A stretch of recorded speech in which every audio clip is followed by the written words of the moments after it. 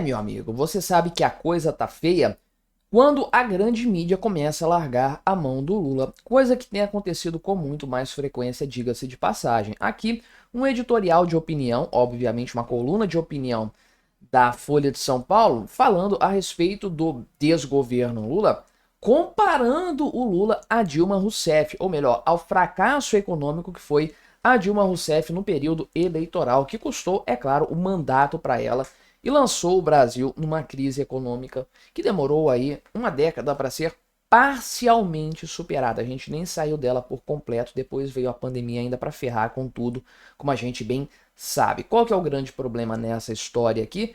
O aumento de gastos estatais com fins puramente eleitoreiros. O Lula quer comprar voto da população por meio de programas assistencialistas. Isso vai inchar o Estado, fazer elevar a dívida pública e criar um problema gigantesco lá na frente para o próximo presidente, seja ele quem for. Vamos conversar sobre esse tema, mas antes não se esqueça de se inscrever aqui no meu canal para fortalecer o meu trabalho. E se você quiser me fortalecer aqui no canal ainda mais, só clicar no botão Seja Membro aí embaixo. Entre para o clube de membros a partir de R$ 1,99 por mês. Não te custa tanto assim, mas me ajuda bastante.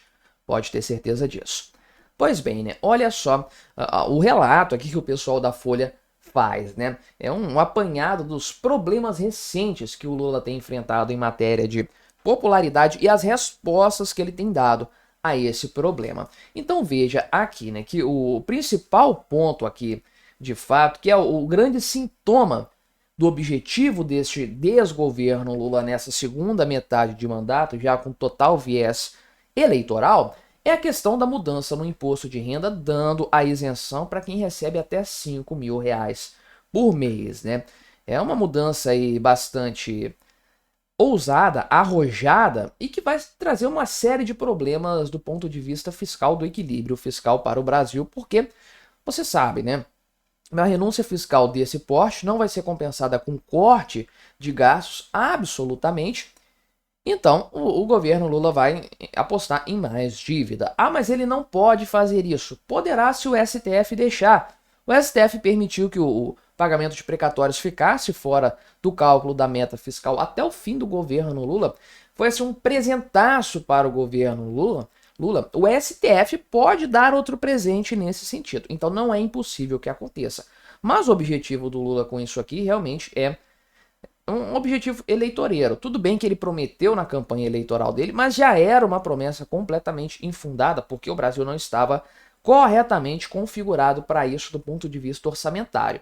Se fosse um presidente comprometido, um candidato na época comprometido com o país, com a economia, um Milei da vida, ele faria isso aqui ser realidade. Como? Cortando gastos, iniciaria, igual o Milei tem feito lá, né? Ele já reduziu impostos, imposto de importação, alguns outros tipos também, mas ele cortou gastos primeiro para equilibrar as contas públicas e depois fazer renúncia fiscal. É assim que se faz programa de austeridade. Não é cortando impostos e deixando o pau quebrar, que foi mais ou menos o que o Trump fez lá no mandato dele anterior. Inclusive, a dívida pública norte-americana só fez subir desde então.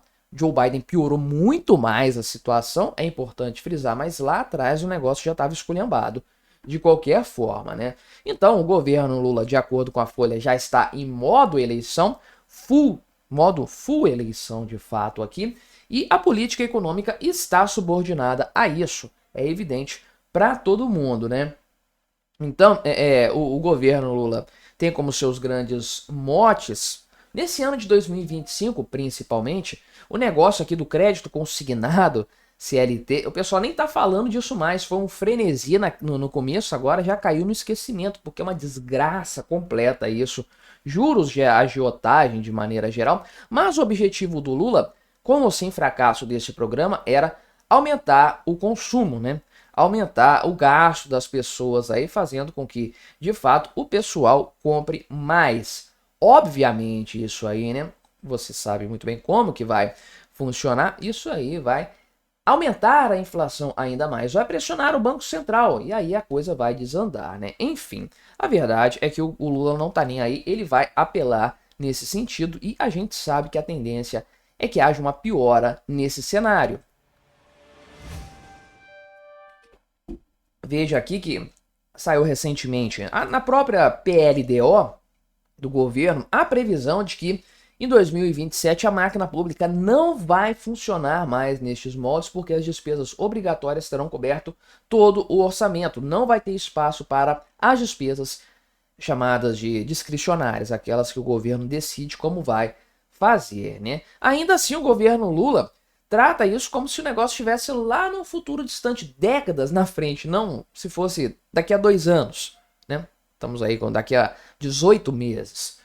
Então, realmente, é uma falta de senso de urgência que é escandalosa de maneira geral. Aí o Alexandre Silveira, que é um nome extremamente forte dentro do governo Lula, responsável por muitos dos problemas econômicos que nós estamos vivendo também, me veio com aquele papo lá de isenção de conta de energia elétrica para 60 milhões de pessoas. Se essa estrovenga passar, isso nunca mais vai ser suspenso, nunca mais. Não tem presidente que vai tirar isso. Não tem presidente no Brasil com bolas, candidato com bolas, para reverter um negócio desse aqui. Então é o tipo de tragédia que, se for concretizada, vai ser eterna, né? Isso aqui foi uma coisa que aconteceu à revelia do próprio Fernando Haddad, que é o ministro da Fazenda, por mais que isso aqui represente um desembolso do governo, né? E aí, realmente, né? A Deus dará. Cada um faz o que quiser dentro do governo Lula e o pau vai quebrando de maneira geral, né? Então, é uma situação assim de deterioração contínua das contas públicas motivada por um interesse eleitoral que é bastante evidente. O governo Lula está enfiando o pé no acelerador dos gastos públicos para garantir alguma chance de reeleição no ano que vem. Porque a verdade é que já tem muito tempo que o Lula está gastando diretamente com essa finalidade. Aliás, desde o início do mandato dele, porque o Bolsa Família disparou em gastos e os outros programas assistencialistas também, e tem o pé de meia, e tem um monte de coisa nesse sentido, grana para artista, enfim. E a popularidade do Lula só segue caindo, a desaprovação dele, pesquisa após pesquisa, está ainda pior. O cara é um candidato inviável para o ano que vem. Então o desespero bate cada vez mais no governo Lula, e o Molusco vai enfiar o pé na jaca para tentar reverter esse cenário à base de muito gasto estatal, sem sombra de dúvidas, né? Que foi exatamente o que a Dilma Rousseff fez lá em 2014. Chutou o pau da barraca de fato. Eu lembro dela prometendo fiéis para todo mundo naquela época, né? Faça a faculdade que o governo vai pagar. Basicamente isso que ela falou. De maneira que, ela falou isso no contexto da eleição de 2014, ela foi reeleita. E no começo de 2015, em janeiro, o programa foi suspenso porque todo o orçamento do semestre já tinha sido gasto em 15 dias de janeiro. Esse era o nível do problema naquela época, né? E aí o que acontece? A Dilma Rousseff criou a própria armadilha que derrubou o governo dela logo no começo do segundo mandato. Como que vai ser o Brasil de 2027? Um problema econômico gigantesco, uma bomba. Já falei sobre isso aqui no canal, inclusive, uma bomba difícil de desarmar. Quem quer que seja eleito vai ter muito trabalho pela frente, né? Se for o Lula, ele vai ter o mesmo destino da Dilma Rousseff, porque a bomba vai estourar no colo dele e aí ele não vai ter ninguém para culpar se isso acontecer. Agora, se for um nome diferente, um nome de direita, este nome tem que ir para a campanha eleitoral se comprometendo a resolver esse cenário, deixando isso claro para a população, porque se isso não for esclarecido, vai rodar também.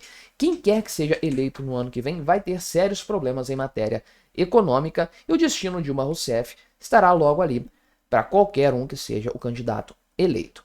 Meu amigo, estamos diante da inevitabilidade do extremo populismo do Lula. Eu acho que esse termo é bastante adequado, porque ele sempre foi populista, essa é uma verdade, mas a extremada do populismo do Lula é uma inevitabilidade por causa do cenário, da conjuntura atual que nós estamos vendo, que conjuga uma queda brutal de popularidade com uma questão econômica bastante fragilizada. O Lula precisa resolver o cenário econômico no curtíssimo prazo. Resolver de verdade não, as estruturas, as bases não, mas dar um verniz de solução para o problema econômico se ele quiser ter alguma chance para o ano que vem. Não é garantido também não, porque o cara está fazendo isso já há meses e a popularidade dele segue em queda. Mas isso aí, obviamente, O Lula vai tentar, ele está desesperado, ele vai fazer o que for preciso para se reeleger no ano que vem.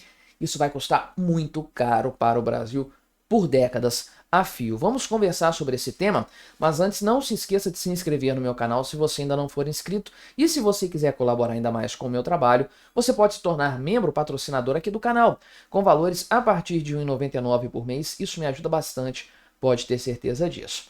Pois bem, é um ponto que eu falo sempre aqui no meu canal. Sempre trato desse assunto aqui. Pessoal que fez o L, pessoal com consciência, não é aquele esquerdista tapado, não é o pessoal que recebe Bolsa Família, não.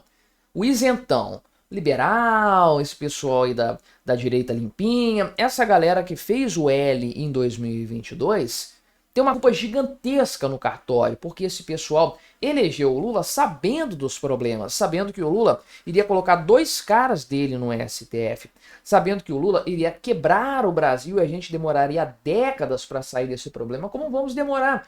Não saímos até hoje do buraco que o PT nos colocou lá atrás, uma crise que começou em 2015, 2016. 10 anos depois a gente está patinando no lugar ainda. Então a gente vai demorar muito tempo para sair disso aqui. Aí o pessoal, não, é importante tirar o Bolsonaro, depois a gente tira o Lula. Tá aí, ninguém vai tirar o Lula. O cara vai chegar até o final do mandato dele, se não for por problemas de saúde. Ninguém vai fazer impeachment do Lula, não se fala sobre isso. Tem milhões de motivos para fazer, ninguém quer fazer, ninguém vai fazer. Então, não vão tirar o Lula do poder, né? Pode tirar na próxima eleição. Mas aí o estrago já estará feito, justamente por causa disso aqui. O populismo do Lula, que ele vai pisar no acelerador nesse sentido, vai quebrar o Brasil de fato. O pessoal aqui da revista Oeste faz uma comparação com o Alberto Fernandes, que estava nesse mesmo cenário, precisando a todo custo reverter um cenário econômico pavoroso causado pelo governo dele e os governos dos seus antecessores da mesma linha política. E o que ele fez? Várias coisas, obviamente, subsídios, né, tabelamento de preços e tudo mais, desespero completo, mas também aumentou a isenção do imposto de renda. Eu falei disso aqui na época, inclusive, no canal. Inclusive, né, isso aqui reduziu para apenas 90 mil pessoas pagando imposto de renda na Argentina. Não resolveu o problema econômico do país, definitivamente não resolveu, e não reelegeu o Alberto Fernandes, né? Pelo menos o Javier Milei venceu a eleição, um cara com bolas, um cara com determinação para resolver o problema econômico da Argentina, indo direto na raiz do problema. Coisa que até o momento a gente não tem no Brasil. Me diga um candidato que tenha essa característica, né? De ser candidato que entende o que tem que fazer. Tem vários. Candidato que quer fazer o que tem que fazer. Eu não vi nenhum ainda. Me corrija se eu estiver errado, né? E aí, o Sérgio Massa, que era o candidato do Alberto Fernandes, eu falei que o Alberto Fernandes estava se reelegendo, né? Comparei com o caso do Lula, não é bem assim. Mas o Sérgio Massa era o candidato dele, do Alberto Fernandes, e perdeu para o Javier Milei nesse sentido, mas quebrou a economia da Argentina ainda mais. Se ele tivesse pisado no freio, o Alberto Fernandes, lá atrás, as coisas seriam menos difíceis para os argentinos. Hoje o país já poderia ter começado a sua retomada econômica, né? E como o pessoal da revista Oeste coloca aqui, né? Quando uma ideia errada envelhece mal, para onde que ela vai? Para o Brasil, é claro. E pois bem, né? Então o Haddad fez o pronunciamento do negócio da isenção do imposto de renda, que foi uma bomba nuclear para a economia brasileira, fez o dólar chegar aos R$ 6, né? Enfim, é um problema econômico que a gente sabe muito bem qual será a repercussão dele. O governo falou, né, que não, vai ter aqui, né, não vai ter impacto fiscal porque tem medidas de compensação. Caramba, meu amigo, ninguém, nem o governo sabe qual o tamanho da renúncia fiscal que isso vai ter. O pessoal projeta 50 bilhões de reais e não tem de onde tirar dinheiro para cobrir isso aí, né? Falaram aqui que vai ter o imposto lá sobre grandes fortunas ou sobre, sei lá, um imposto de renda maior para o pessoal que ganha muito. Balela, isso não vai cobrir esse rombo aí, né? Fora as pedaladas que o governo tem feito, tem o negócio aqui do pé de meia e etc, né? E tem um ponto aqui também que é fundamental, que para mim é motivo do impeachment, que são os cálculos equivocados que que o governo apresenta, que para mim são equivocados de má fé. Tem indícios para isso, coisas no orçamento. Por exemplo, aqui o voto de qualidade do CARF, que o governo falou que ia arrecadar em 56 bilhões, arrecadou 0,22% disso. Isso foi no orçamento, foi parar no orçamento, o governo apresentou isso. É crime de responsabilidade fiscal, na minha opinião. O Lula deveria ser responsabilizado por isso aqui, né? Enfim, o Haddad falou que vai criar impostos aqui para os contribuintes, ali, 141 mil contribuintes de alta renda. Meu amigo, todo mundo sabe que isso não vai ser suficiente para cobrir e o Congresso não está animado para criar mais impostos. Então, realmente, a coisa vai ficar bastante complicado, né? Aqui o pessoal, inclusive, né, fazendo projeções, diz que não sabe nem o quanto que o governo vai, qual o cálculo que foi feito de maneira geral, como que vai ficar a tabela do imposto de renda daqui para frente. O pessoal não sabe se a tabela progressiva vai existir ou não, ou se você tem isenção até 5 mil, acima disso você já recebe, já tem 27,5% de tributação, que é um absurdo completo de maneira geral. Carga tributária provavelmente vai aumentar das empresas, o que vai criar um grande problema. E nós temos aí o já consolidado a essa altura do campeonato problema o risco de colapso nas contas públicas, porque realmente já se sabe que até 2027 a máquina pública vai parar, com os cálculos do governo que são geralmente, tipicamente, subestimados quando a notícia é ruim. São cálculos otimistas.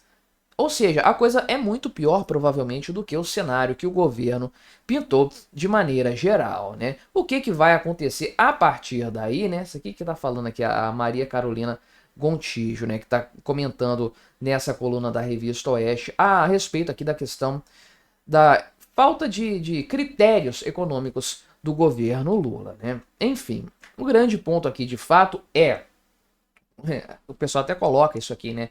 Quando se abre a porteira, começa a passar a boiada. Então o governo Lula embarcou nesse negócio de políticas demagógicas e segue firme nesse sentido. Energia de graça para 22 milhões de brasileiros, né? Uma ampliação aqui para 60 milhões de pessoas, que provavelmente vai acontecer. Aumento do farmácia popular, salário mínimo crescendo acima da inflação, programa pé de meia, desenrola, consignado CLT, agiotagem CLT, né? Enfim. E é outro ponto que eu citei aqui também em outro vídeo que eu gravei hoje, não sei se sai antes ou depois desse, que o populismo aqui no Brasil é de difícil reversão, quase impossível reversão, ou seja, muito provavelmente quem entrar depois do Lula, direita ou esquerda, não vai reverter nada disso. A gente vai carregar essa praga aqui, né?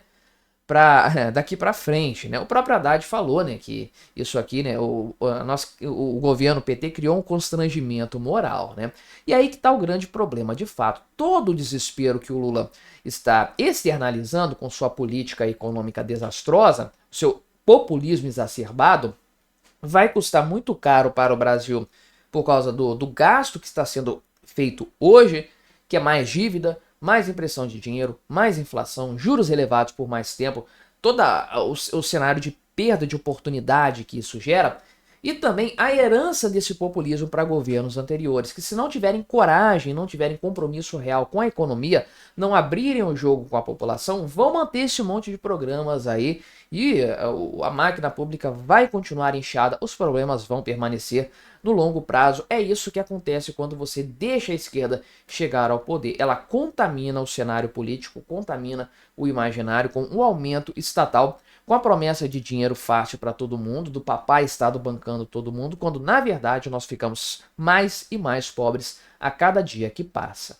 Olha aí, meu amigo, o racha no PT tá cada vez pior, porque agora não são duas facções disputando entre si, não, são três grupos rivais agora, porque um terceiro nome surgiu dentro da disputa, o senhor Washington Quaquá. Pois é, além do Edinho Silva e do Rui Falcão, agora tem esse terceiro nome que está diretamente enfrentando o Edinho Silva. Ele quer ser um contraponto ao candidato que supostamente é o favorito do Lula. Por que supostamente? Essa é a opinião formal, é a opinião majoritária, mas o próprio Quaquá diz que isso não é verdade, que é uma mentira colocada pelo José Dirceu, né? Mas o Dirceu não é de mentir, né? Não faria isso, faria? Faria?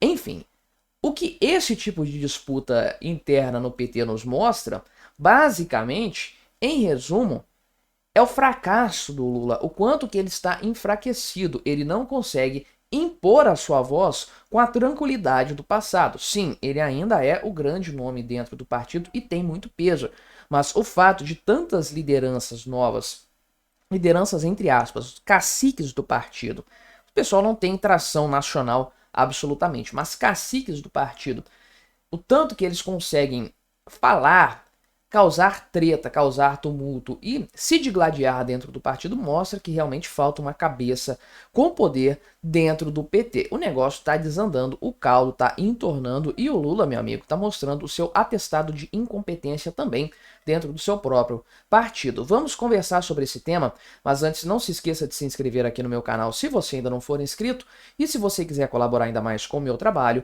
você pode se tornar membro patrocinador aqui do canal, com valores a partir de R$ 1,99 por mês, isso me ajuda bastante, pode ter certeza disso. Pois bem, a disputa estava realmente, mais ou menos aí, há algum tempo, definida como sendo Edinho Silva versus alguém.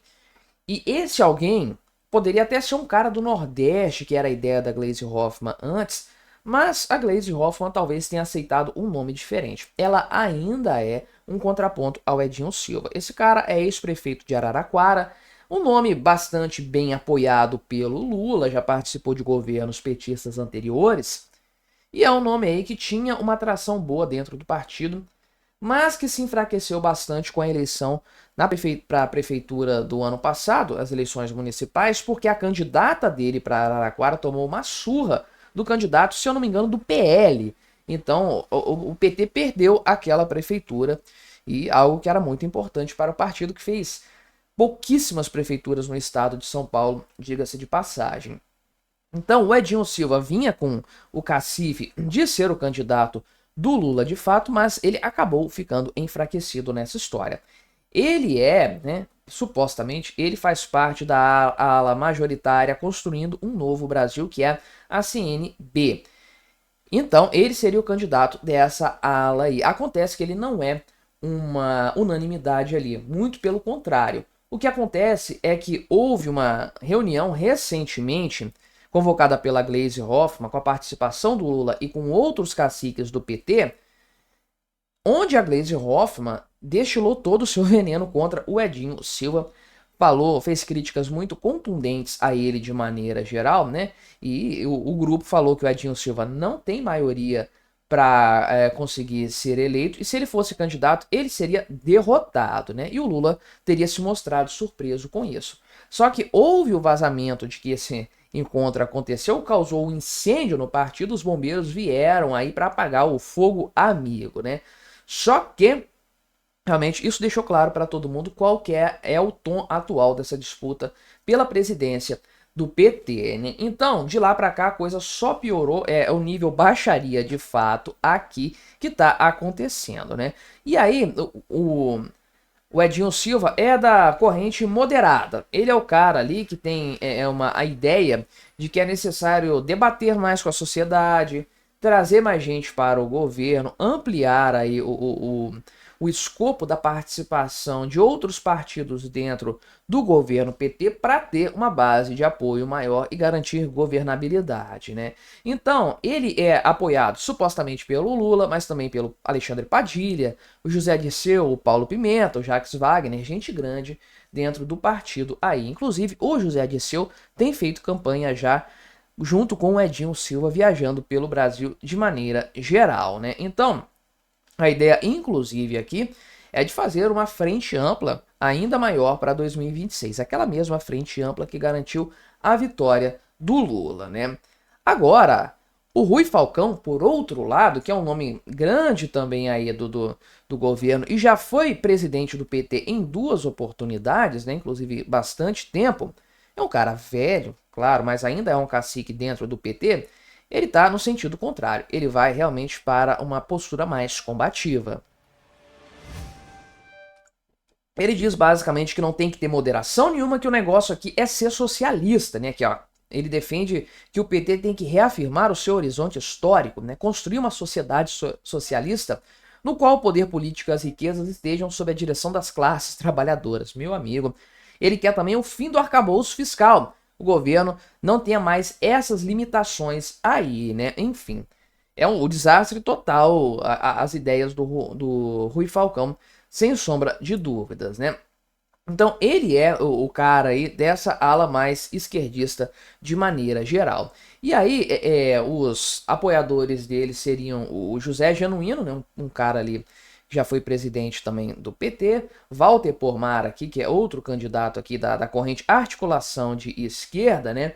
Enfim, tem esses apoios também, mas ele é uma ala muito mais arrojada, muito mais combativa do PT, não vai ter necessariamente muito apoio.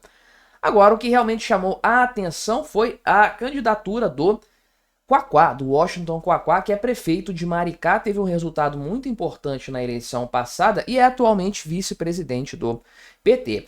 E a abordagem dele é muito parecida com a do Edinho Silva. Então, ele pertence, inclusive, à mesma corrente do Edinho Silva dentro do PT. E aí, né, ele falou que tem que ter ele defende um meio termo entre o Edinho Silva e o Rui Falcão, e ele teria aqui, né, o apoio de, supostamente, ele dizendo, né, Humberto Costa, que é o líder do governo na Câmara, o José Guimarães, o capitão Cueca, né, e o Gilmar Tato, que é o secretário de comunicação do PT. Ou seja, você tem nomes aí bastante disputados, nomes combativos dentro do partido. E ele falou aqui, inclusive, né, que esse negócio de que o Edinho Silva tem o apoio do Lula é mentira, é uma mentira propagada pelo José Dirceu, porque não tem aí nenhum momento, não tem uma única fala do Lula dizendo explicitamente que apoia o Edinho Silva, né? Para onde que isso aqui vai? Bem, a gente não sabe.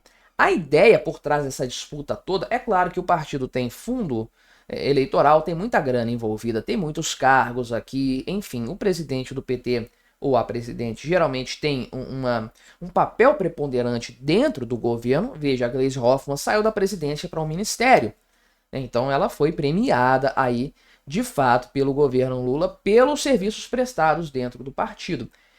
E como nós temos eleição no ano que vem, eleição importante, tem muitos cargos, quem tiver no comando do PT vai direcionar as candidaturas. Isso aqui é um poder grande, de fato, dentro do partido. Só que essa fragmentação interna está acontecendo justamente porque o Lula está enfraquecido. Ele não consegue impor a sua vontade como antes. Então, ele já é visto por muitos como um cadáver político, o que não deixa de ser verdade, e o pessoal está brigando basicamente pelos despojos do que resta do seu poder político ali. Quem vai ser o seu sucessor dentro do partidão. Na medida em que a popularidade do Lula cai, esse pessoal começa a se digladiar cada vez mais para decidir quem que vai ser o herdeiro político do Lula, para tentar ressuscitar o PT a partir daí, né? Enfim, o pessoal considera que essa disputa dentro do PT acontece no pior momento para o partido e para o governo também. Volto a dizer, isso aqui mostra uma fraqueza, uma fragilidade do governo Lula, sem sombra de dúvidas. Mas é aquela história, você sabe muito bem, eu sempre digo por aqui, talvez ou provavelmente você concorde comigo. Quando tem esquerdista brigando, meu amigo, eu torço sempre pela briga. E aí, meu amigo, você que é fã da geração Z, o pessoal não gosta muito dessa geração, a maior parte do público do meu canal é uma geração acima dessas, mas tem muita gente da geração Z que acompanha sim o meu trabalho. Eu próprio não sou um pouco abaixo do início da geração Z, mas a verdade é que tem toda uma polêmica a respeito dessa faixa etária, uma série de críticas, etc. O que é super normal, toda geração mais atual é sempre criticada pelas anteriores, desde que o mundo é mundo. Mas a avaliação que tem sido feita aqui, inclusive por pesquisas a respeito do mercado de trabalho, é que na geração Z a rotatividade é muito maior, chamado turnover, pelo pessoal que gosta aí de administração, enfim, né? Ou seja, o pessoal troca mais de emprego na geração Z. Isso é tratado como um problema, mas será realmente que é isso? O pessoal diz que esse é um dos entraves para o aumento da produtividade no Brasil. E eu discordo totalmente disso. O Brasil não é produtivo desde muito antes da geração Z chegar a este mundo. Os problemas da produtividade do trabalho no Brasil, ou melhor, da falta dessa produtividade, estão relacionados a todo o imbróglio burocrático que nós temos aqui, extremamente difícil empreender, extremamente difícil contratar, e é quase um pecado, quase um crime ganhar dinheiro neste país. E a geração Z provavelmente já é meu entendimento a respeito desse tema, mas eu vou desenvolver isso neste vídeo. A geração Z simplesmente está cansada desse sistema. Vamos conversar então sobre esse tema. Mas antes, não se esqueça de se inscrever aqui no meu canal se você ainda não for inscrito. E se você quiser colaborar ainda mais com o meu trabalho, você pode se tornar membro patrocinador aqui do canal, com valores a partir de R$ 1,99 por mês. Isso me ajuda bastante, pode ter certeza disso. Pois bem, a questão do aumento da rotatividade, já coloco aqui também de antemão, é um levantamento da LCA Consultores analisando dados do CAGED. Então é gente com carteira assinada. Importante frisar isso aqui, até para alimentar o argumento da informalidade que eu vou abordar neste vídeo. Mas a alta da rotatividade está em todas as faixas etárias no Brasil. A média está crescendo nos últimos anos. Veja aqui, né, que 36% dos trabalhadores com carteira assinada, aí é todo mundo, mudaram de emprego nos últimos 12 meses. Isso é mais do que um terço, ou seja, mais do que 1 a cada 3 brasileiros com carteira assinada trocaram de emprego nos últimos 12 meses, sendo que essa taxa 5 anos atrás era de 25, ou seja, 1 em cada 4 brasileiros. A rotatividade está crescendo bastante, lembrando que 5 anos atrás nós estávamos na pandemia, ou seja, pode ser um reflexo daquele momento vivido lá 5 anos atrás, né? Só que, embora isso seja generalizado entre os trabalhadores, a curva de crescimento do turnover, da rotatividade, é mais acentuada no caso da geração Z. Aqui eles colocam como sendo o pessoal de 97 para frente, né? Nascidos entre 97 e 2010, quem nasceu depois de 2010 não está no mercado de trabalho, pelo menos formal. Tem que ter 16 anos para entrar, né? Tem gente que fala que a geração Z começou em 95. De qualquer forma, eu tô fora dessa geração, sou da geração anterior ainda assim. Mas veja que 40% dos trabalhadores com até 29 anos tinham mudado de emprego ao longo do último ano, contra 26 lá em 2020. Enquanto que a média geral subiu 9 pontos percentuais em 5 anos, a média da geração Z subiu 14 pontos percentuais, muito mais acentuada de fato, né? Sendo que pessoal de 18 a 24 anos, o percentual é de 41%, e quem tem até 17 anos, o percentual é de 42%. Um salto aqui para o pessoal de 18 a 24 anos de praticamente 20 pontos percentuais. Então, é uma mudança total de paradigma na questão da empregabilidade desse pessoal. A alta taxa de rotatividade é algo notável de maneira geral.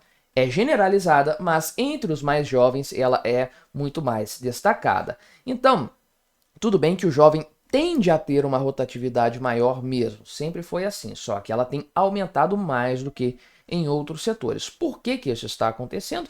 Tem algumas explicações aqui, mas eu também tenho as minhas para partilhar com vocês. Veja que é uma análise aqui a respeito do pessoal da LCA Consultoria, né? Que fez essa análise aqui. O argumento da saúde mental, o pessoal está buscando a saúde mental, né? Então o pessoal está querendo mais qualidade de vida, flexibilidade, etc. E tudo bem. É certo que as pessoas buscam aí empregos melhores. É natural que isso aconteça com condições melhores. Tem aqui uma certa resistência ao trabalho presencial que está sendo considerado também, porque muitas empresas adotaram esse modelo de trabalho, muitas empresas contrataram novos funcionários dentro desse modelo de trabalho e agora estão revertendo isso. Nós estamos numa tendência de saída do home office e retorno ao trabalho presencial para muitas atividades. Então tem muita gente que não gosta desse retorno e isso tem causado alguma rotatividade, sim, de fato, né?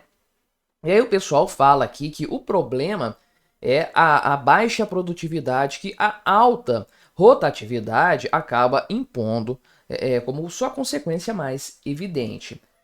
E bem, o problema da produtividade no Brasil não está na rotatividade, porque 5 anos atrás, quando a rotatividade era muito menor, a produtividade no Brasil era uma grande bosta, não tinha mexido absolutamente nada, né? E veja aqui que são dados já bastante conhecidos. Em 2024, um trabalhador brasileiro produzia, né, menos, é a mesma coisa hoje, não mudou muito não. Produzia menos de um quarto do que um trabalhador norte-americano produzia na mesma época. Ou seja, né, o Brasil tem um quarto ou menos da produtividade do trabalho norte-americano. Não tem como o Brasil ser um país rico com esse tipo de indicadores. Está muito claro, está muito evidente para todo mundo nesse sentido, né? Só que para a questão do jovem, tudo bem, isso aqui impacta a sociedade, a questão da produtividade, mas o problema aqui no Brasil não é de rotatividade, o problema é da burocracia, que impede você de modernizar o trabalho, e a modernização do trabalho que leva à riqueza do país, à riqueza de uma sociedade, e a geração de empregos melhores. E é aí que está o problema. Os empregos no Brasil são muito ruins, mal remunerados, embora sejam caros para o empregador. Por que eles são caros para o empregador? Porque você tem toda uma bagagem de legislação trabalhista que acaba custando muito caro para as empresas, um custo acessório não planejado que reduz o valor do salário efetivamente pago para o trabalhador. Então, como você não consegue agregar produtividade ao trabalho, porque se você incluir inteligência artificial, vai dar briga. Se você incluir robótica, automatização, vai dar confusão com o sindicato. O Brasil é obrigado a ter frentista enchendo o tanque de gasolina porque você não pode automatizar esse processo. É um país fadado ao fracasso, né? O retrocesso trabalhista no Brasil é uma coisa insana. Isso faz com que o emprego seja ruim e isso incentiva a rotatividade. Então veja que não é o contrário que acontece. Não é a rotatividade que causa baixa produtividade. É a baixa produtividade que gera empregos ruins que fomentam uma rotatividade alta. Porém, a verdade é que essa geração nova, a geração Z, a geração que vai vir depois, vai entrar no mercado de trabalho ainda, é uma geração que já se cansou do modelo antigo, já aprendeu que é possível ganhar dinheiro com um tipo de trabalho muito mais moderno, muito mais atual, muito mais condizente com a nova realidade. É um pessoal que quer trabalhar de maneira informal, prestar serviços para vários empregadores, trabalhar por conta própria, quer empreender, enfim, quer seguir um caminho diferente. Por quê? Porque é a realidade do nosso tempo, é a realidade do mundo em que nós vivemos. E o Brasil precisa mergulhar nisso de fato, porque é aí que está o futuro da economia. Não está naquela coisa antiquada de carteira assinada e CLT e etc. Não, é um trabalho muito mais dinâmico, muito mais condizente com a tecnologia que nós temos, com a alta velocidade de informação. As gerações mais jovens já perceberam isso aí, e é por causa disso que eles não têm aquela fidelidade a um emprego, a um ofício para ocupar a vida toda, não. O pessoal vai migrando aí conforme oportunidades aparecem e vão eventualmente trocar tudo isso pela informalidade, que é muito mais rentável, muito mais atrativa e muito mais adequada aos tempos que nós vivemos. E aí, meu amigo, como é que foi a sua Páscoa? Pois é, estou gravando este vídeo aqui no domingo de Páscoa, de fato, e a gente não tem ainda notícias do comércio a respeito disso aí, notícias efetivas. A gente vai saber daqui a alguns dias, provavelmente, quando esses dados forem divulgados, por principalmente essas operadoras de máquina de cartão de crédito, enfim, o pessoal que faz o acompanhamento mais próximo do comércio no Brasil. A gente vai ter alguns indicadores mais precisos.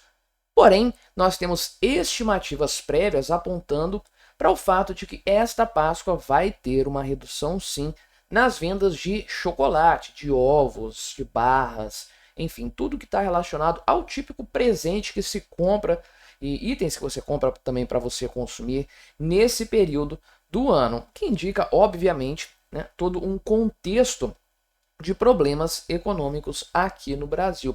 É aquela história, quando a coisa começa a apertar, o brasileiro tem que cortar em algum lugar. Ele vai começar cortando pelo supérfluo e aí a gente vai ver o consumo de coisas como ovos de Páscoa caindo nesse sentido. Provavelmente é o que aconteceu neste ano de 2025. Vamos conversar sobre esse tema. Mas antes, não se esqueça de se inscrever aqui no meu canal se você ainda não for inscrito. E se você quiser me ajudar ainda mais, só clicar no botão Seja Membro aí embaixo, com valores a partir de R$ 1,99 por mês. Isso ajuda muito o meu canal, pode ter certeza disso. Pois bem, temos duas avaliações, uma da CNC, que é a Confederação Nacional do Comércio, e temos uma aqui que é da Euromonitor International, que é ainda pior, que vai representar a primeira queda na venda de chocolates na Páscoa, caso venha a se concretizar, desde 2021, ainda no contexto da pandemia. Então, veja que pelos números da CNC, as vendas de Páscoa devem cair 1,4% neste ano, já descontando a inflação. Senão, poderia ser considerado até uma alta, né? É um valor já descontado da inflação, efetivamente uma queda de fato, né? Por que isso aqui está acontecendo de acordo com o pessoal da CNC? Veja, é um valor aqui expressivo ainda assim, mais de 3 bilhões de reais de vendas, só que uma queda de maneira geral na comparação com 2024. Principal fator, principal item que colabora para essa queda na intenção de consumo é o preço do cacau, que subiu consideravelmente. Na verdade, o chocolate vai ter quase 20% a mais na comparação com o ano passado de valor, né, o item aqui já pronto para o consumo, que é o maior reajuste desde 2012, meu amigo. Pois é, mais de uma década, né? Aí uns 12, 13 anos que nós não vimos uma alta de preços tão considerável assim. Por quê? Quais os fatores que levaram a essa alta do chocolate, que é um produto, que é algo feito com processos através de matérias-primas? Pois bem, a principal matéria-prima do chocolate, quer dizer, no caso do Brasil não sei se é a principal, mas a mais característica, né, que é o cacau. Você sabe, chocolates brasileiros, em grande parte dos casos, têm uma qualidade muito ruim, porque os elementos mais nobres, os produtos mais nobres, que são os derivados do cacau, de fato, que dão o sabor característico do chocolate, são mais caros, naturalmente mais caros. Chocolate, grossíssimo modo, é feito por derivados do cacau, leite e açúcar. Como o leite e o açúcar são mais baratos do que o cacau, tipicamente, e o açúcar é o mais barato desses três elementos, o chocolate no Brasil é entupido de açúcar e fica tudo com aquele mesmo gosto padrão que não tem aquela relação com o sabor do chocolate, como tinha antigamente. Se você quiser comer um chocolate mais próximo do sabor lá dos anos 90, por exemplo, você vai ter que procurar um chocolate dark, um extreme, que tem uma concentração de cacau maior, porque de maneira geral o chocolate é doce pra um caramba, é açúcar puro que ele contém. Mas ainda assim, a alta do cacau foi suficiente para impactar no preço final mesmo do chocolate brasileiro, né? Então, o cacau está nas suas altas históricas por causa de quebra de safra lá na África ali central, na África Ocidental, a região onde tipicamente o cacau é produzido em maior quantidade. Só que tem um fator do câmbio também nessa história. Aí a gente coloca a culpa no governo Lula, porque a desvalorização do real faz com que qualquer item de importação fique muito, muito mais caro. Pense que houve aí um aumento do valor do dólar em relação ao real, que já ultrapassou 20% em alguns momentos, está perto disso agora. Então o cacau vai subir só por causa disso. Só por causa do preço de importação dele ajustado pela taxa de câmbio. E é por isso que o chocolate fica mais caro, a intenção de consumo também diminui, porque não dá para comprar tanto assim de um item tão caro. Acaba que o benefício vindo dessa compra se torna aí não tão atrativo de maneira geral, né? O problema, porém, não para aí, conforme eu falei, tem uma outra análise ainda pior. Então veja aqui que o pessoal da Euromonitor International, uma projeção obtida pelo pessoal da Folha de São Paulo, aqui eu estou lendo na revista Oeste, mas a previsão é que em 2025 as vendas de chocolate na Páscoa terão caído 12% na comparação com 2024. Olha que coisa impressionante. E tudo bem que isso aqui pode se relacionar ao volume consumido. Como o preço está mais elevado, então o faturamento não vai cair tanto assim. Mas isso aqui ajuda a gente a mensurar o quanto que o brasileiro está consumindo a menos. O valor que ele está deixando pode até não cair tanto assim, mas a quantidade consumida está caindo. Isso aqui é uma tristeza enorme. É a cesta de compras ficando mais vazia, é o carrinho de supermercado ficando mais vazio. É o cara voltando com uma sacolinha do supermercado para casa, pagando R$ 100 nisso aí. Ou seja, o valor consumido é mais ou menos o mesmo. Né, cara, provavelmente vai cair um pouquinho. A quantidade consumida é que está caindo pra caramba. Então é o que dá para fazer. O preço está subindo. O brasileiro quer ter um chocolate em casa, então, ao invés de comprar um ovo maior, vai comprar um ovo menor. Ao invés de comprar um ovo, vai comprar uma caixa de chocolates, que também não tem nada mais, só que tem mais ar do que bombom ali dentro, barra de chocolate, sei lá, vai buscar uma alternativa. Ainda está comprando, mas está comprando menos quantidade. Porque é um item supérfluo, no fim das contas. Você pode viver sem comer chocolate. E aí você tem que privilegiar, dar mais prioridade para o arroz, para o feijão e para coisas fundamentais para a sua vida, para a sua cesta básica, a composição da sua dispensa. Então veja que o volume aqui, né, de comercialização vai cair 1.000 toneladas pela projeção que foi feita. Isso aqui provavelmente é realista porque as encomendas já foram feitas para Páscoa, né? As compras já foram realizadas lá atrás. As compras refletem uma demanda, então é uma expectativa bastante realista, sem sombra de dúvidas, e será o primeiro recuo desde 2021, naquela época mais crítica da pandemia. E realmente, né, o pessoal volta a falar aqui nessa avaliação da alta do preço do cacau no mercado internacional, mais de 21%, né?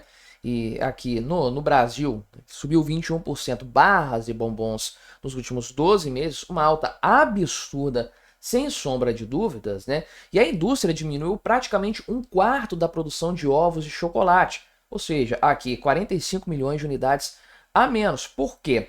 Porque isso exige mais chocolate, né? Tem uma logística mais cara, porque o ovo de chocolate ocupa espaço, né? O ovo de Páscoa ocupa espaço e tem pouco chocolate agregado nele. Ele é oco, né? Tem toda a embalagem, etc. Então, é mais vantajoso você fazer barras de chocolate e coisas aí diferentes, né? Ou então fazer ovos aqui com recheios de doces, né? Porque aí o espaço daquele ovo ali é mais bem ocupado para gerir o estoque. Veja que tudo isso só tem relação, só tem explicação por causa da queda na renda do brasileiro. A renda, eu quero dizer, efetiva, não é o salário nominal, nada disso. É o poder aquisitivo, o quanto que o brasileiro consegue comprar. O governo fica fazendo propaganda aí, dizendo que a renda aumentou, mas o dólar cresceu muito mais. Então, na verdade, o brasileiro está mais pobre, considerando o seu poder aquisitivo em moeda forte. E a repercussão está aí. Não é exagero falar do dólar, não, muito pelo contrário.